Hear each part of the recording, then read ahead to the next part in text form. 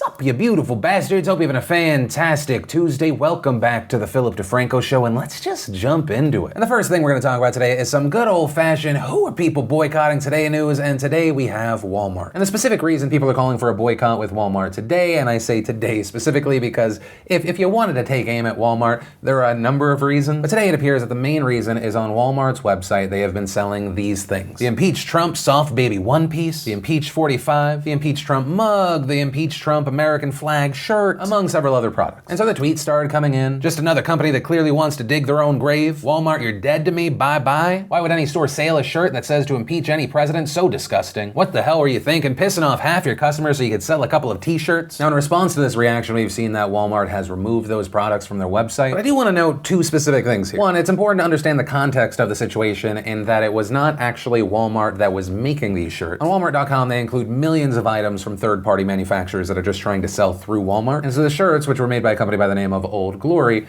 you go to their site, you see that they have everything there. It doesn't appear that Walmart was taking a stance here, especially when you search Walmart.com and you find all the MAGA gear, America First, I Heart Donald Trump, Trump won, get over it. Also, the company in question, Old Glory, that has these impeach Trump shirts. If you search through Walmart specifically for Obama, you find they have anti-Obama shirts. One reading, "This is my Obama costume. Now hand over your candy so I can redistribute it." Additionally, they sell the "Dear Mr. Obama, you're fired, sincerely D. Trump" shirt. And in fact, this same company on Walmart have pro-Trump shirts. And so I just wanted to point that out, not only for the people hating on Walmart here, but also the people that were cheering on Walmart. In no way does this appear to be a stance. It appears to be the result of a third-party marketplace attached to your name. I mean, because as far as what you boycott, if you boycott, that's on you. I just want you to have the facts. And then let's talk about what I hope to be the final time we talk about the TanaCon, Tana Mongeau situation. Now, after yesterday's video, I was of the mindset of, you know what, I don't know if there really is much to add here. We showcased then newly revealed footage that shows that Tana knew that there was a 1,200 person capacity limit at the Marriott, and they still were moving forward with 5,200 plus. She talks excitedly about the spectacle that is,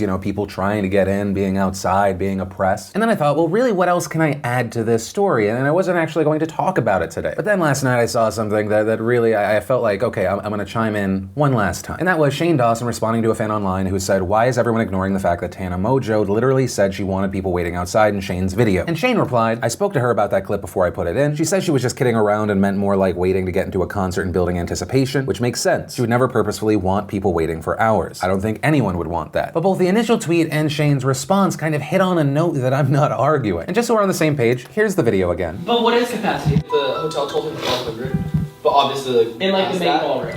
I have it set at 5,200 right now. I love that for us. So I feel like 5,200 is a good number. It would be really, really cool to have people like outside waiting to get in. Like people love to be oppressed outside. Yes. They're just like, I waited in the rain. Like they love that shit. I love that shit. We're in a good capacity. I mean, we could drop it to 3,000 if we wanted to instead of 5,200. But are we gonna? I'm not arguing that Tana Mongeau is evil and she wanted fans to be outside for 5 to 6 hours getting sunburned. What I'm simply pointing out is we now have video evidence that Tana and Michael were both aware of the limitations of the venue, 1,200 people, yet still both enthusiastically moved forward with 5,200 plus, even saying maybe we'll keep it open. Michael even says we could drop it from 5,200 to 3,000, which that should have been a red flag when you're like, how many people should come? This number or around 42% less? But Tana pushes back against that, maybe because the spectacle is too interesting to her. She's not thinking of how things could go wrong. This despite the numbers seemingly making it obvious. And really one of the only defenses that Michael and Tana have here is that they said that Marriott, even though it wasn't in the contract, said, oh yeah, we can handle 5,000. Sure, the legal document that Michael signed with Marriott said that they had an expected attendance of 1,000. But Marriott said, we only have that number there for safety reasons. Which makes no damn sense. Why would you ever sign that contract? And obviously I'm shifting gears here. This part is definitely aimed towards Michael. That's like if you were trying to figure out a legal agreement with someone and you were like, why does it say here with this clause that at any time you can hit me in the back of the head with a baseball bat? And their response was like, we never intend to do that. There's no reason that would actually ever happen, but it's just a legal thing for safety reasons. And you were like, yeah, that makes sense. No, the document is really one of the only things that matters. But even with that, me saying, okay, that conversation definitely happened, even though right now we do not see evidence of it, the plan from the beginning was to still sell hundreds more tickets than this capacity that allegedly was mentioned in conversation. Which, once again, to talk about the ridiculousness of the situation and the argument, is still 4,000 more people, 4,000 more tickets minimum than the official capacity of the hotel, which would not sound like a lot if you're talking about a venue that had 100,000 people. 4,000, still 4%, but you're talking about a place where it's listed at 1,200. And I feel like one of the reasons it's incredibly important to point this out is accountability and the narrative that we're seeing. And it's a weird thing to talk about because part of it does involve feelings. There are several times where, to paraphrase, Tana has taken full responsibility, but then several times that was followed by her pointing the finger at Michael, blaming Michael, talking about all these things that people have said about him, alleging that he did all these other things. And keep in mind, I'm not going to completely falter for each and every one of those. There are certain areas where there is a lot of gray and mutual failure in this story. But unfortunately, one of the narratives, and I don't believe that Shane intended this, that has taken off, is essentially, it's this stupid girl that trusted this guy. But the main part of the failure was that she picked wrong, but I feel like it's important to showcase as far as the acknowledgement of the numbers, as far as the planning of 5,000 plus. She was a part of that. And I'm not doing that to kind of beat a person while they're down. And from a legal standpoint, this part may really, really matter, and Tana may want to check her contract if they have a contract with Good Times, check if there is an indemnification clause or not. And the other part of it, I think I mentioned it earlier, is accountability. I don't know necessarily how I feel about people long-term not being held accountable. When we look to situations like this or Logan Paul, it almost feels like we're incentivizing people to not give a fuck. We won't know the net impact this has on Tana until, let's say, 3 to 12 months from now. Does it hurt her profitability once the scandal passes? New subscribers, do they go away? Because one of the things to consider is this whole thing got Tana in front of a lot more people than normal. Her daily new subscriber count essentially just doubling on days that Shane posted about this. And so I get very concerned, and maybe it's not even people are incentivized to be stupid and for the spectacle, but that there seems to be no actual incentive to grow as a human being, to evolve, to try to be better, because there will always be the diehards that shield you. And I really hope that it comes across. I'm not making this video to be like, fuck Tana Mongeau, but because I truly hope that beyond words, that people will be held accountable, that people will try to grow from this and be better. Because in the current environment and ecosystem, someone wanting to change, someone wanting to do better, that has to come internally from a very real place, because the environment, the ecosystem, it doesn't really penalize people for doing horrible or stupid bullshit. And when it comes to Tana, I don't personally know if there is going to be a change there. But that's also because I had small issues with how she responded to allegations that while she said she was putting in her own money,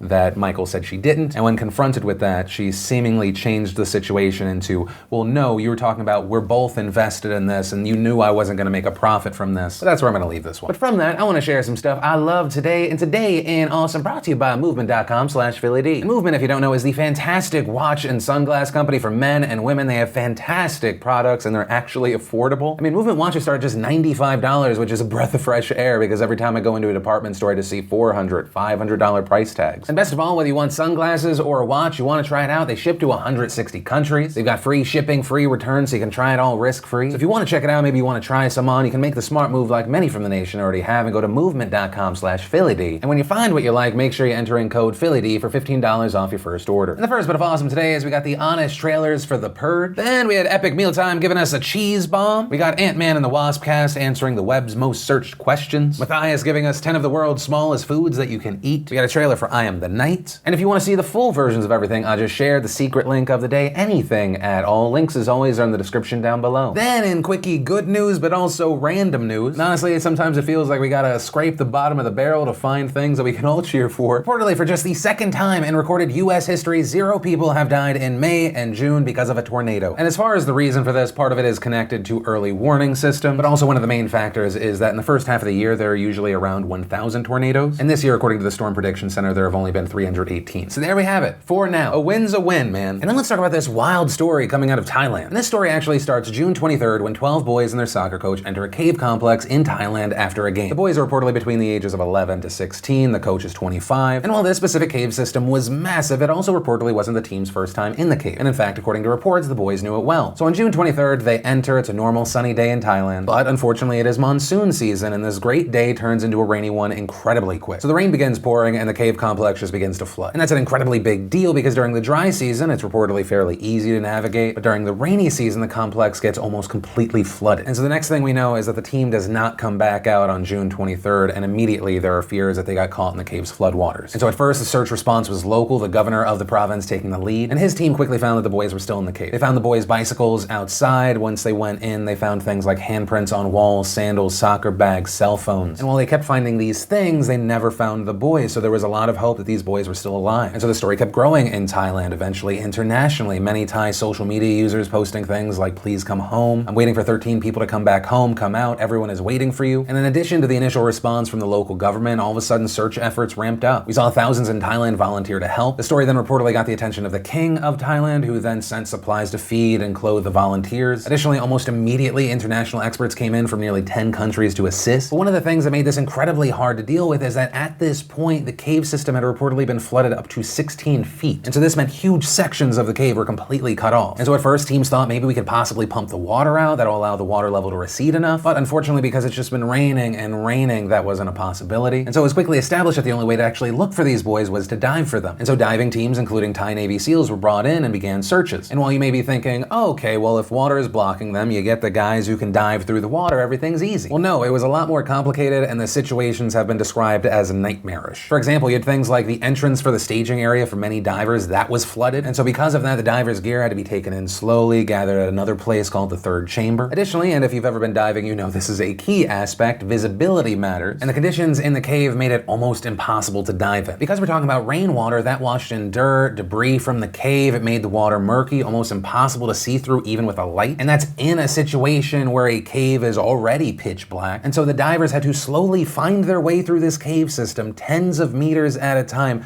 going by feel alone, which isn't a great thing if you've ever gone caving or spelunking. I don't know where you're from or what you call it, or if you're just familiar with caves, but then they came across a formation of stalagmites that they had to chip their way through in the pitch black. And all of that is happening in floodwaters that are notoriously turbulent. And the reason I paint that ridiculous and dire situation is we got amazing news yesterday. On Monday, a team of 2 British divers, they were laying rope out. One diver by the name of John Valanthan then reaches the end of his 300 meters of guide rope. He surfaces to stake his rope down, and right in front of him, lit up by his headlight, he finds the 13 missing people.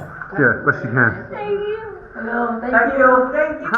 How many of you? They're all alive. 13? Yeah, 13. Brilliant. And this was an amazing and fantastic discovery because understandably after 10 days, there were very real fears that this was going to be a search and recovery mission. Now understand, they had been there for 10 days, so they were clearly emaciated, but otherwise in healthy condition, really only having minor injuries like a skin rash. And since the discovery, rescue workers have managed to send food and supplies to the group. Their first meal, in fact, was grilled pork, sticky rice, and milk. They've also had medical personnel enter the area to help them regain their strength, watch what they eat. And with all of this being fantastic news, it is also important to note that the situation is not over. There have been conflicting reports all over as far as when they can get these 13 out of there. Reportedly, one Thai officer told CNN that they plan on sending in 4 months worth of food, water, and supplies. That seeming to suggest that they're going to wait till the end of rainy season in October to get them out. We heard from the deputy governor, and he said that if they can, if it's appropriate, and if it's not going to risk the boys' safety, they will at least start getting them out tonight. But one of the biggest concerns with this is the actual diving. I mean, we just talked about how insane the conditions are there and how challenging it is for professional divers. Now you're talking about trying to get 13 people that are not professional divers through those same conditions. And making things even more complicated, there are reports that some of the boys don't even know how to swim. And so right now, the rescue teams are just trying to agree on what they should do. Reportedly, they have agreed on full face masks for the boys, and that would remove the need of special training on normal breathing valves. But also right now, it's believed that it is very likely that these 13 are too weak to safely undertake the dive. And even once they get in better health, there is the fear of what if one of these boys freaks out underwater? That could be a death sentence down there. But as far as the actual plan, we're gonna have to wait to see, because once again, we have Thai Navy SEALs saying, you know, we don't need to rush this thing, but at the same time, you have officials telling the news